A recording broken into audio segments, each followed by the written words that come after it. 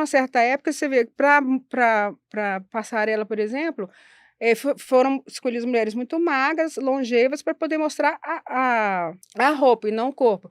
Por exemplo, as divas do cinema de 1940 e 50 já eram mulheres mais arredondadas, silhuetas mais, né, com muito bumbum, peito, justamente usavam esse partido para isso. Então, esses padrões de beleza vão mudando. Mas eu estou querendo dizer também, assim, que existem padrões de beleza de civilizações diferentes, que isso aí também difere de uma civilização para outra, de um povo para outro, né. Então eu estava falando que talvez não seja mais necessário falar isso, porque isso aí como é que fala? É natural, né. E às vezes a gente vê, assim, por exemplo, eh eh, que não é o caso, a maioria dos meus pacientes não tem isso, mas às vezes você vê, às vezes alguém querendo, assim, tem um biotipo querendo como é que fala? Ter um outro biotipo, ou desvalorizando uma beleza diferente, por exemplo. Eu particularmente, eu acho muito bonito, por exemplo, a Gisele Bündchen no início eu não era tão bonita, mas depois você foi não era tão bonita não, ela é linda, mas eu falo assim, não era assim, ela tinha aquele corpo maravilhoso, mas um rosto muito quadrado, tá, um rosto muito angulado, que mudou muito do padrão que era antes. Antes dela era o quê? Era aquele pessoal clarinho, do olho azul e tal. E você vê mulheres negras lindíssimas. Eu tenho uma paciente que eu falei: "Ô mulher bonita". Então, assim, pessoas que têm e a gente vê, eh, assim, de uma beleza até maior e de muita postura, né. Outro dia eu estava conversando com um paciente meu dos negros dos Estados Unidos, como eles, têm uma energia, mas energia que você sente neles, por exemplo, eu estava em Boston, fiquei lá uns 15 dias, conversando comigo e tal, tal, como eles têm aquela energia, assim, também de posicionamento, sabe, que tem que se posicionar para poder ter afirmação, ter palavra, de ter ouvido, ter pessoas que ouvem, entendeu. Então até hoje você ainda passa por isso. É lógico que são coisas que existem ainda de uma forma sutil, mas existem, que a gente tem que se posicionar, eu acredito, de uma forma para a beleza, de uma forma geral, né, agradando aos olhos de cada um. Por exemplo, eu gosto do meu rosto quadrado, é genético, mas para mim tá bom, eu não gostaria de um rosto arredondado, entendeu como? Então a gente respeitar as diferenças nessa questão do meu livro também, que eu falo da beleza no etarismo, tem a questão da diversidade. Então a gente tem sempre que incluir, independente de existir diversidade. Quanto mais você evidencia diversidade e preconceito, pior fica as coisas, que mais cria um clima de briga, de luta. E não, se você inicialmente você já tem uma mentalidade de inclusão, cessa os problemas para tudo, entendeu? Até nas dificuldades que tem, assim, de relacionamento em equipe, de produto, de procurar o nicho certo para poder o produto certo, então de convivência, de relações, de conexões, de melhora de frequência mesmo, sabe, de energia. Que eu tenho, alguns produtos de beleza, mas assim, lógico que com produtos que mantém tipo assim, que hidratam, que não é só estética, né, não é só cor, que hidratam, que tem, assim, vitamina, que tem ácido hialurônico, a maioria tem, né, mas assim, de uma forma bem, como é que fala? Com controle de qualidade bom e tal, tanto é que eu nem faço, grande quantidade não, porque senão, assim, nem tem muita margem de lucro.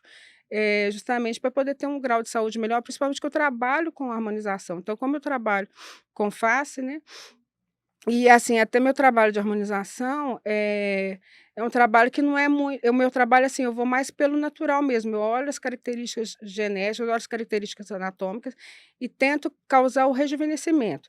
É lógico, eu vou esperar o que a pessoa quer de mim, né, que é como trabalho, vejo até onde eu posso alcançar o resultado que a pessoa quer, mostro antes de fazer e, graças a Deus, meus resultados são sempre bons, assim. Porque não adianta, por exemplo, eu quero que a pessoa se rejuvenesça, eu quero que a pessoa e eu vejo que as pessoas querem, às vezes, se ver mais novas, mas com o próprio rosto, com as próprias características. São raríssimos os casos que você vê algum paciente pedindo para, tipo assim, ter uma boca finíssima, ter uma boca extremamente, né, extremamente exagerada. É dificílimo você ver isso. Porque as pessoas querem, na verdade, um rejuvenescimento ou as suas características mais, tipo assim, as suas características de beleza mais realçadas, né. Então, assim, a minha proposta sempre é essa de muita naturalidade. E é claro, né, assim, são tratamentos, por exemplo, são procedimentos que você tem que fazer um controle anual, né, para poder você ter você estar sempre mantendo a pele. E, principalmente, assim, em relação, por exemplo, eu vejo, por exemplo, eu sou uma mulher de 50 anos, mas eu tenho um corpo de 30, um rosto de 30 anos, eu não tenho cara daqueles 50 anos antigos. Então eu até lancei um capítulo de beleza num livro de etarismo com umas amigas, porque elas me procuraram para falar de beleza, porque muito colocando justamente essa questão, né, falei assim: "As mulheres de 50 têm energia de 30 e não querem ser tratadas como assim, como sem, né, como sem energia, como sem produção e nada, porque geralmente até elas estão produzindo mais do que as de 30". Então, a gente foi bem específica, assim, de colocar, bem até, tipo assim, o que eu quero dizer, assim, bem cirúrgico mesmo, de colocar a questão toda na questão da longevidade, do cuidado que você tem que ter. Então, um cuidado, né, os 7 pilares de saúde. Você ter uma alimentação saudável e começar isso o mais rápido possível. Você ter uma atividade física, você beber bastante água, você ter um momento de lazer, você ter um momento de movimento, independente da atividade que você faça, física ou não. A questão de leitura e de conhecimento, tudo isso te traz a questão de conexões também, você ter contato com outra pessoa para não ficar muito sozinha, porque isso te estimula a também você melhorar a sua fala, né, sua fala, seus relacionamentos. Então isso tudo, quanto mais cedo você começa, mais longeva é a sua pele, mais longevidade você tem de vida.